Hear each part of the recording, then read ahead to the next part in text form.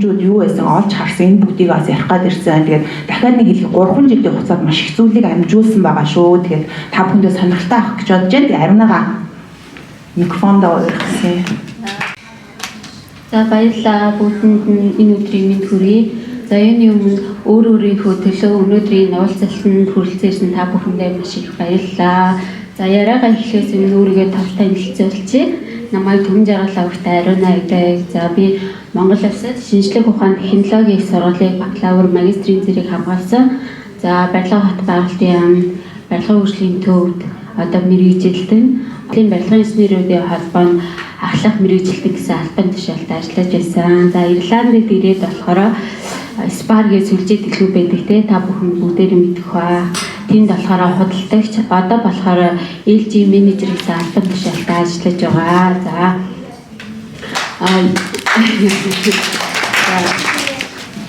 Одоо миний ярих сэдэв бол бидэнд боломж бий юу гэсэн сэдвээр ярих болно. Ямар боломж вэ гэхээр та бүгдээрээ гайхаж байгаа байх.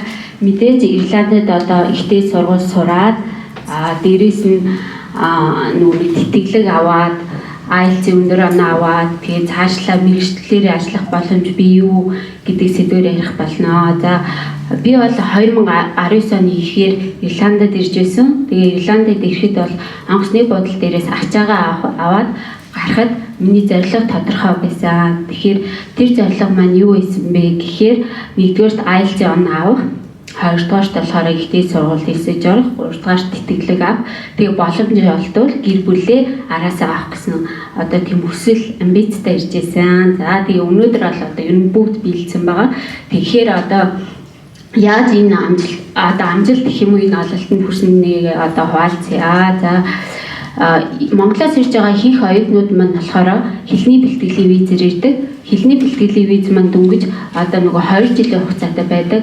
Тэгэнгүүт Монголоос ирж байгаа оюутнууд нь англи хэлний төвшөнд дандаа анхан дунд шатны мэдлэгтэй байдаг.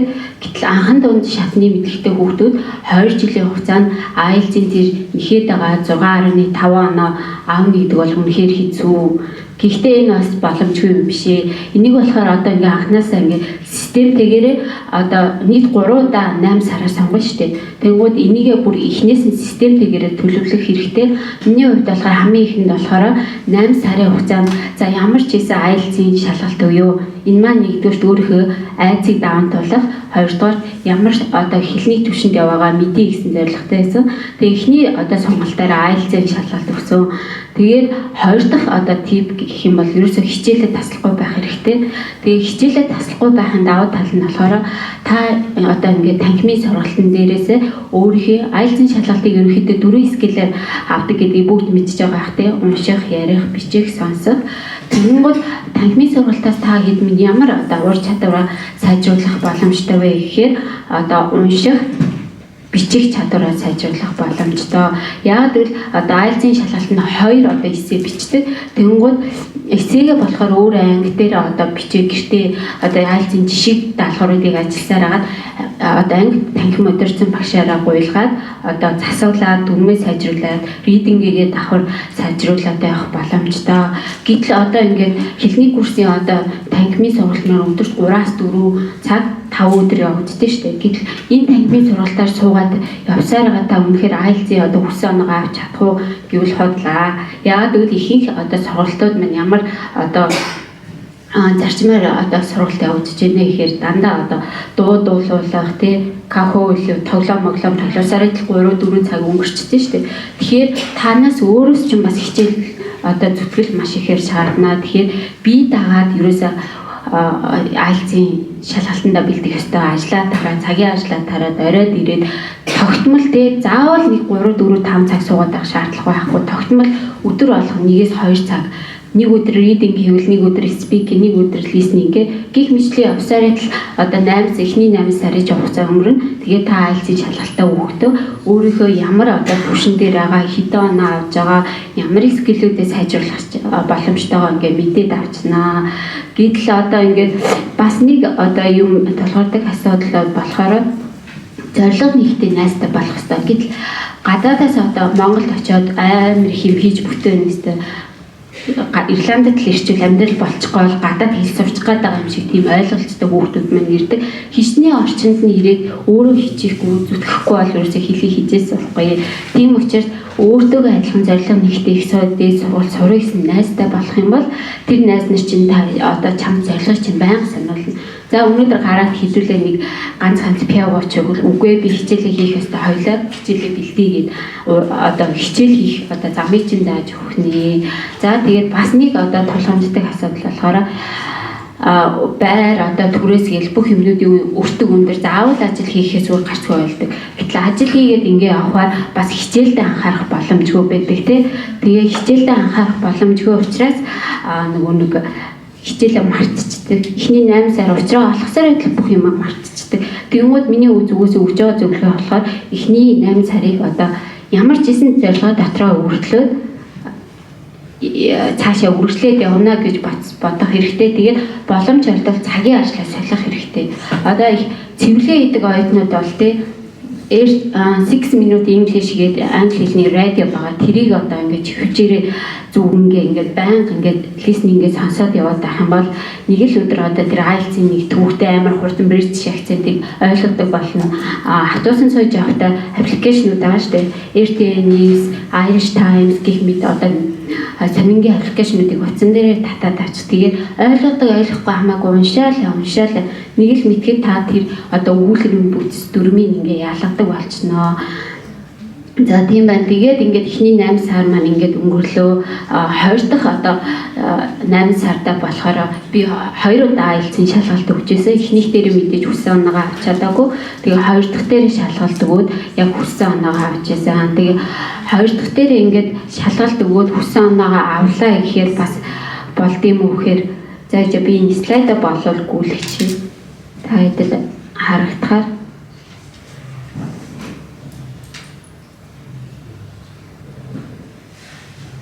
Тайд харагдаж байна уу? Тэгээд ер нь бол шаардлагатай бол цагийн ажлаа заавал солиор заяа. Хүнтэй харьцдаг ажил хийх юм бол та хэдий speaking, listening-ийн уян чадвар чинь маш сайн одоо сайжирна. Миний тухайд болохоор би эхний цагийн ажлаа солиод Спарт одоо ингээ худалдагчаар орсон. Тэгэнгүүт ингээ эхэндээ Irish accent-уудыг ерөөсөй ойлгохгүйсэн. Эхний 8 сар дээр IELTS өгөхөд speaking одоо listening минь хамгийн муу байсан. Тэгээ хоёр дахь одоо 8 сар дээр IELTS өгсөн чи speaking listening минь хамаагүй сайжирсан байсан. Тэгэхээр хүнтэй харьцдаг ажил хийх юм бол хэлний чинь төвшин маш сайн сайжрах байна. За тэгээд дараагийн нэг асуудал бол ингээ IELTS-ийн хүссэн оноогоо авчлаа бүгдээрээ тэгэнгүүт сургууль сонголтыг гэж гарч ирдэг. Сургууль сонголтын дээр залуучууд нь ойлгох нэг тийм нийтлэг буруу ойлголт байдаг. Ирландийн топ сургуульд л орчвол окей болоо гэтэл тэр нь тийм биш ээ. Та сургуулаа сонгохдоо эхлээд өөрөө ямар мэргэжлэр суралцах гэж байгаа гэдгийг тодорхойлох хэрэгтэй. Одоо жишээ нь DCU болохоор бизнесийн чиглэлээр маш сайн сурвал гэтэл би DCU-д инженерийн мэргэжлэр суралцах юм бол намайг төгсөөд DCU-г инженерийн мэргэжлэр төгсөөд гарахад DCU хичнээн сайн сургуульч гэсэн ажил олгогч нар намайг ажилд авахгүй. UCD-г төгсөн инженерүүдийг бол ажилд авах одоо өндөр магадлалтай гэсэн үг ээ. Тэгэхээр нэгдүгээр одоо болохоор хөтөлбөрөө сайн сонгоод дараа нь ямар сургууль сонгох вэ гэдгийг бодох хэрэгтэй. Хоёрдугаарт болохоор бас өөрийнхөө санхүүг бас сайн харах хэрэгтэй. Учиргүй топ сургуульд орж ийнгээд одоо DCU MBA-гийн хөтөлбөр бол намайг сонирхож байгаа хувьд 30 хэдэн мянган евро байсан. Гэтэл тийм их санхүүгийн дарамт өөр дээрээ чи ар гэрийнхэнтэй ч үсэгчдэг. Тэгээд эргээд болохоор сурч хөтөлбөртөө ороо явдаг сурч чадахгүй, төлбөрөө төлж чадахгүй голоос нь ингээд хаях тохиолдлууд бас маш их байдаг. За энэ дээр одоо болохоор дараагийн слайд нь Ирландын ихтэй сургуулиудад тавигддаг нийтлэг шаардлагуудыг би ерөнхийд нь ингээд базаа тавьсан байгаа. Ихэнх сургуулиуд болохоор IELTS-ийн 6.5-аас дээш оноос саарддаг. Дээрээс нь олон улсад магадлалын идэвхтэй мэдлэгцэн дээд сургууль байх ёстой гэсэн үндсийн шаардлагыг тавьдаг. Тэгээд голч дүн нь болохоор бакалаврын оюутнууд бол 2.1, 2.2-оос дээш байх ёстой гэсэн шаардлага тавьдаг байна. За зарим тохиолдолд болохоор эссе бичүүлэх шаардлага гардаг. Одоо DCU бол эссе бичүүлэн ямар мэргэжлээс суралцах гэж байгаас нь хамаарат дээрээс нь болохоор ярилцлаганд орох тохиолдол бас гардаг байна. Юун дээр Trinity College дээр болохоор recommendation letter буюу одоо чамайг тодорхойлох ихтэй сургуулийн багшийн 2 захиаг одоо шаардах нь байна. За нийтлэг бол ерөнхийдөө энэ дээр би бол post graduate гэдэг маань болохоор бакалаврын дараах мастрын хөтөлбөрийн нийтлэг шаардлага тавьсан байна шүү. За тэгээд дараачийн ингээд сургуультай эсээд орлоо. Тэгэнгүүт өмнө хэлсэнчлэн одоо санхүүгийн дарамт байна тий. Тэтгэлэг авахгүй бол одоо учиргүй одоо бид нэр чинь тийм амар баян айлын хүүхдүүд биш бол тэр 30 хэдэн мянган еврог 100% төлөө сурна гэсэн ойлголт байхгүй шүү дээ. Тэглээс одоо Европын холбооны бус орны оюутнуудын сургалтын төлбөр 2 дахин үнэтэй байдаг. Ялангуяа Аз орны оюутнууд бол Европын оюутнууд 6500 евроны төлбөр төлж авах. Аз орны оюутнууд болохоор 13000 гаруй еврогийн төлбөр төлгөө. Тэгэнгүүт одоо энэ тэтгэлэг авах ямар боломжууд байна гэдээ би өөрөө болохоор 4 одоо тэтгэлэгт материалаа авлаадчихсэн. Нэг нь Японы засгийн газар, Хятадын одоо бас засгийн газар, тэгээ 3 дахь нь болохоор Ирландын засгийн газрын тэтгэлэгт материалаа илгээжсэн. Тэгээд 4 дахь сургуулийн тэтгэлэг. Тэгээд одоо болохоор сургуулиас тэтгэлэг аваад суралцаад өгсөн байгаа. Тэгэнгүүт Ирландын засгийн газрын тэтгэлэг нь нэг жилд одоо 65 оюутнууд олгогддог байгаа. Тэгээд жил болгоны 1 сарын сүүлээр зарлагдаад 6 сарын сүүлээр болохоор тэтгэлгээ өгдөг. Хамгийн гоё мэдээ нь болохоор энэ тэтгэлэг нь болохоор чиний одоо сургалтын төлбөрийг бүтэн төлнө. Тэгээд дээрээс нь жил болгон 100000 евроны амжиргааны зардлыг төлдгөө. Тэгэхээр энэ бол маш гоё тэтгэлэг. Нэг ч гэсэн одоо Монгол оюутан авчаасаа гэж дотроо хүсээд байдаг. Тэгээд энэ жил 2-3 оюутан одоо надаас зөвлөгөө аваад материалын илгээсээ хариу нь одоо хараахан гараагүй байгаа юм шиг байна. За дараачих нь болохоор сургуулийн тэтгэлэг байгаа. Тэгээд сургуулийн тэтгэлгийг болохоор нийт 50-аас 100% хүртэл өгөх боломжтой байдаг. Энэ тэтгэлгийг та нар яаж судлах вэ гэхээр орох гэж байгаа, сонирхож байгаа сургуулийнхаа вебсайт руу ороод тэгээ вебсайт руу ингээ харахаар scholarship гэсэн хэсэг байгаа. Тэн дээр ингээ дараа орох юм бол одоо тийм төрлийн тэтгэлэг өгөх боломжтой. Одоо жишээ нь спортоор сайн хичээлдэг хүүхэд бол сургуулийн нэр хүндийг гарна спорт scholarship өгөх боломжтой шүү гэсэн одоо заалт байдаг. Тэгэнгүүт өөрөө одоо тэр scholarship гэсэн хэсэг дээр нь сургалт хариуцсан менежер гээд мэйл хаяг байгаа. Тэр мэйл хаягийг аваад application form өглөөч юм уу би ингээд одоо тэтгэлэг амаараа танаас сургалт тэмцсэн ямар надад тэтгэлэг өгөх боломжтой вэ гэж асууж олно. Тэгэнгүүт чинь та хэдэд ийм аппликейшн байв бөглөө ингээ тэгээгээ зааварчилгаа өгнө. Тэгээ одоо өмнөх хэлсэн тэтгэлэг илгээжсэн одоо туршлага дээр үндэслээд тэтгэлэг авахд одоо яг ерөнхийдөө ямар одоо шалгуурууд гаргаад байна гэдгийг ингээд хараад үзэхээр нэгдүгээр чи өөрөөсөө 2 төрлийн эссе бичээд байна. Нэг нь болохоор personal statement, нэг нь болохоор одоо тухайн хөтөлбөрт эсэхийг хүссэн одоо эссе байгаа. Тэгээ хамгийн чухал эссе болохоор энэ personal statement ерөнхийдөө 90% чам тэтгэлэг өгөх үгүй юу гэдгийг шийддэг. Тэгээ энэ захиаг одоо бичгтээ болохоор чи эхлээд өөрөөсөө заасан хэвээр би яагаад энэ тэтгэлгийг авах ёстой вэ? Миний бусдаас ялгаатай онцлог юу вэ те? Тэгээ одоо энэ чиний захиаг уншиж байгаа хүн чинь энэ хүүхдэд хөрөнгө оруулахад эргээд нийгэмд одоо энэ тусдаа үйл хийх хүүхэд мөн байна. За ялаа энэ тэтгэлгийг өгье гэх сэтэл төрүүлэхээр түүх бичнэ.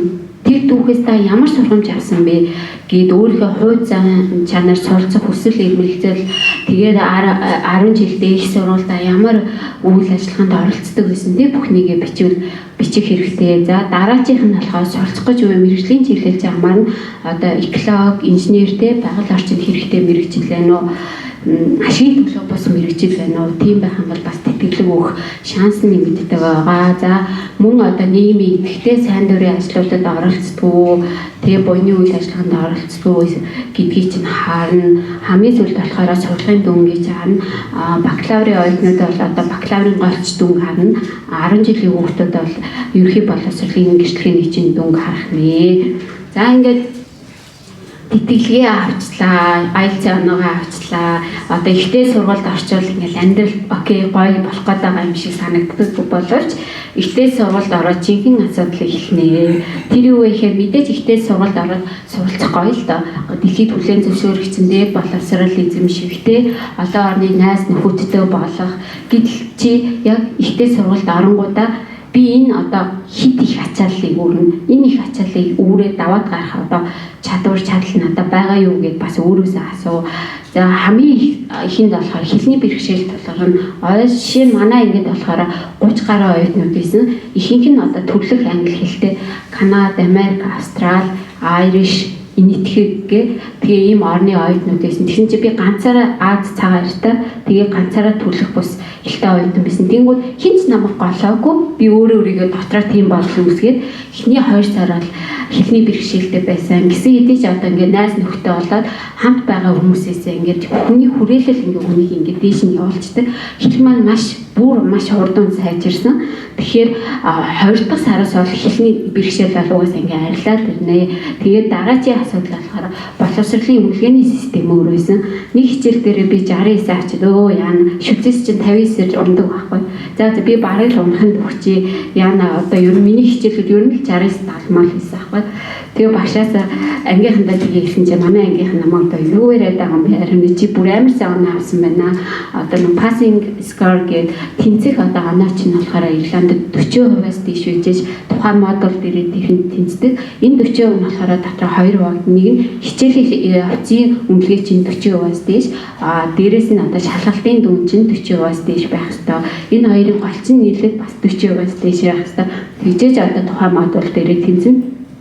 Тэгээ яагаад заавал модуль дээр тэнцэх ёстой вэ гэвэл нэг модуль дээр унах юм бол хамгийн багадаа манай сургуулиар 2000 евро дахиж төлжээж дараачихаа одоо хичээлийг дахин шалгалт өгөх боломжтой мөн дараагийн холбоос хичээлүүдээр үзээд явах боломжтой байдаг байсан. Тэгээд багш нарын заах арга барил маш өөр. Одоо Монголд ч манай багш нар чинь би мэдэн чи инг гэж хэлдэг шүү дээ. Тэгэхээр энд болохоор манай хичээл дээр би багшаа гэж юм асаахаа намайг заагдаг. Чи одоо юу яриад байгаа юм? Би чиний багш шүү. Би зүгээр чиний найз те. Энэ одоо чиний энэ үзэж байгаа сэдвийг чинь би зүгээр бусдаас илүү чамаас илүү судалсан л хүн. Тийм учраас чи ерөөсөө өөрийгөө бас одоо нэг эрдэмтэн доктор профессор гээд одоо тэр багшийн санаа бол манлайлах ур чадварыг нэмэгдүүлж байгаа юм л та тухайн хүн гэж хэлдэг байсан. Тэгээд энэ бүхний эцэст шантрах тохиолдол маш их гарч ирнэ. Яагаад гэвэл 7 хоног болгон 4-5 мянган хүүхдээ ассайнментууд бие даалтдаг гэн. Тэгээл 14 хоногтой ч юм уу шалгалтын явц эхлэхээр презентацийн англи хэл дээр тавина, ээжлэл презентацийн тавина. Тэгэнгүүт нөгөө нэг одоо намайг ойлгож байгаа ойлгохгүй л гэсэн эхний 2 презентацийн хийж байгаа 3 дахь 4 дахьээс нь зүгээр дундаа ороод ангийнхандаа ингээ презентацийн тавиад яваад ирдэг.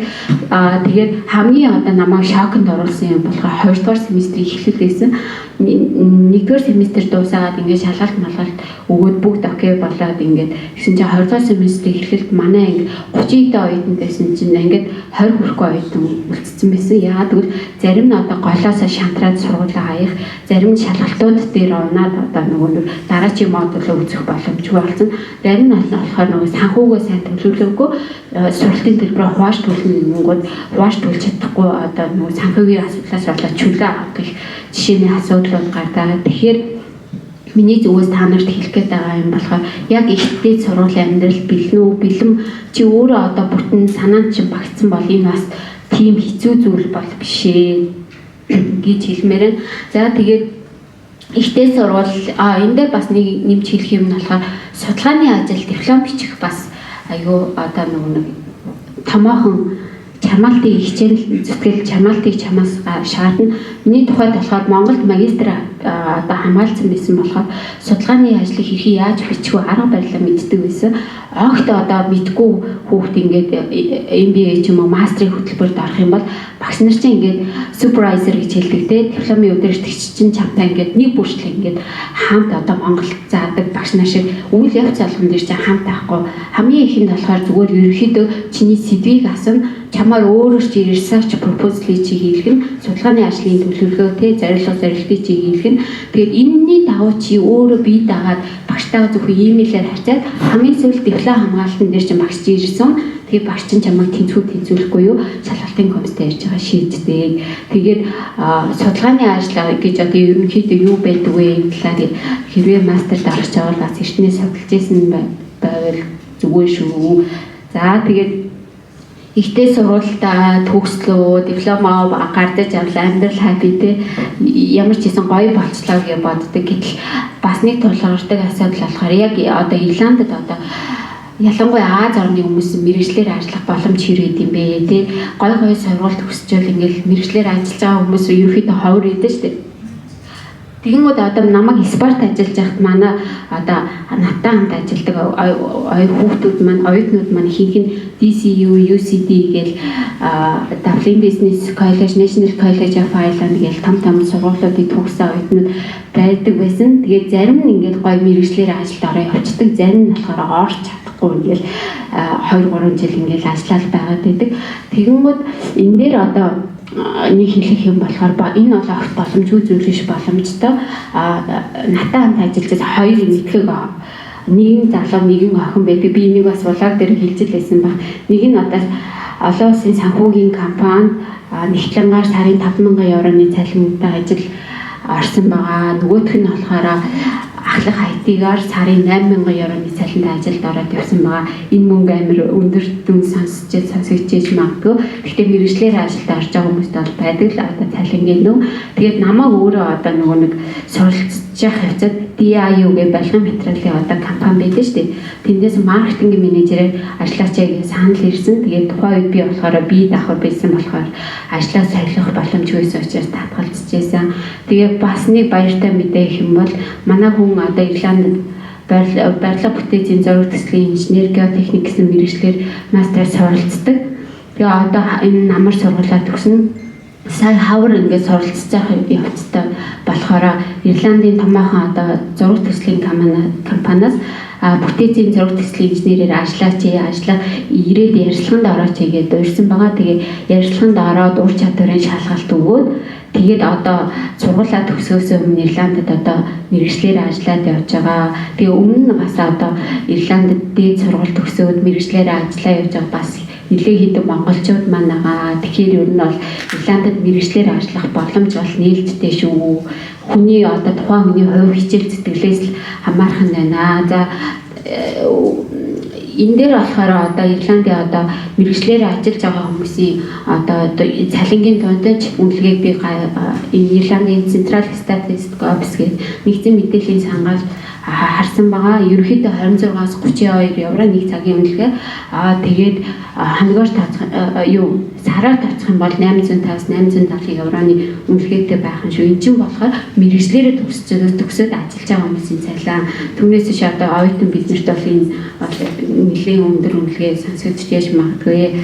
За ингээд Ирландд нийт шаардлагатай мэрэгжлийн жагсаалт гээд байгаа. Энэ одоо жагсаалтанд орсон мэрэгчлэр одоо англи хэлний төвшин чинь өндөр байх юм бол тэгээд өөрөө ингээд Indeed ч юм уу LinkedIn-ээр CV-гээ явуулаад тэгээд тэр компани одоо чамтай хамтарч ажлыг хийх юм бол заавал тэр одоо мастер сураад эсвэл одоо хэлний оноо аваад авах шаардлагагүй. Компанитайгаа одоо хөтөлмөрийн гэрээ байгуулад эдгээр мэрэгчлүүдээр одоо хөтөлмөрийн гэрээ байгуулсан хүмүүс бол шууд ажиллах эрхийг виз авах боломжтой бас байдаг юм шүү.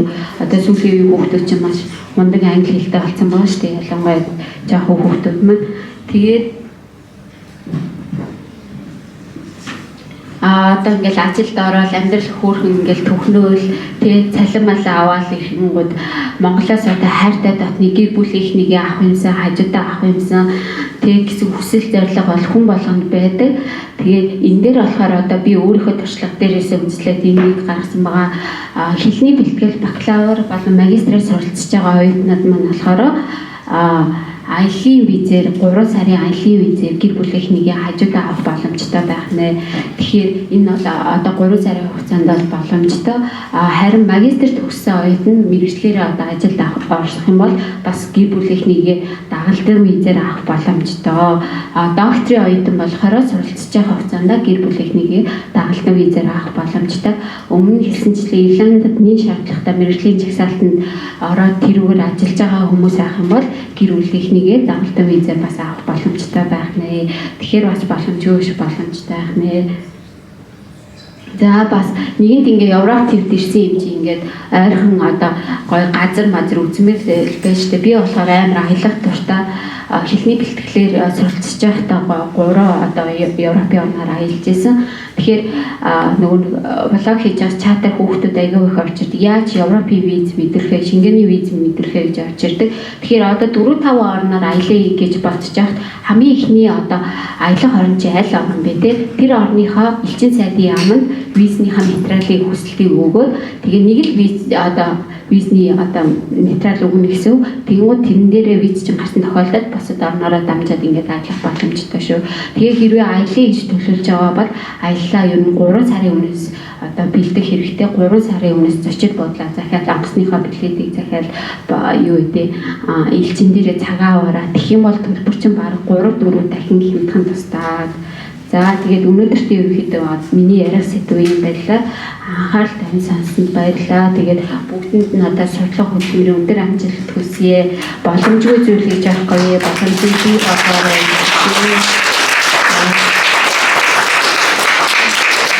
Тэгээд энэ дээр болохоор бас одоо ихэнх нь одоо шинэ оюутнууд байгаа. Таад одоо GNIB PPS card гэд бичиг баримттай холбоотой тулгардаг асуудлууд байгаа. Ер нь ойлгохгүй, ойлгомжгүй байгаа зүйл байгаа юу? GNIB card гэдэг маань болохоор Ирландад оршин суух эрхийн карт. Энэ маань одоо та нарт бол 2 жилийн хугацаатай л гэсэн үг яа. Тэгвэл бизнес хугацаа 2 жилээр олгогддог. Гэхдээ GNIB-га болохоор 3 удаа 8 сараар ингээд сунгана гэсэн үг. PPS card гэдэг нь болохоор миний харж байгаагаар болохоор нийгмийн даатгалын дэвтэр гэж хараад байгаа. Яагаад гэвэл одоо Ирландад хөдөлмөр эхэлж байгаа бол татварыг чинь ингээд аваад байгаа шүү дээ цалингаасаа. Тэгэнгүүт эргүүлээд нийгмийн даатгалын дэвтрээс бид нэр одоо нийгмийн халамж үйлчлэгнүүдийг авах боломж нэгддэг шүү дээ. Одоо жишээд би бол жирэмсний амралтаа аваад одоо тэр татвар PR-исаа гэсэн татвар төлжсэн учраас 6 сарын турш одоо жирэмсний амралтын мөнгө авах боломжтой гэсэн үг. Одоо гинт ажлаасаа халагдах юм бол тий job seekers benefit гэдэг ажил хайж байгаа хүний одоо тэтгэмж авах боломжтой гэсэн үг ээ. Тэгээд асууж тодорхойлох зүйл байвал асууж явлаа шүү. Энд дээр миний одоо холбоо барих хаягууд байгаа. Тэгээд тэтгэлгийн болон одоо янз бүрийн захиануудыг уншаад үн төлбөр ямар ч үн төлбөр авахгүй цаг зав гарвал уншаад өгдөө шүү. За баярлалаа.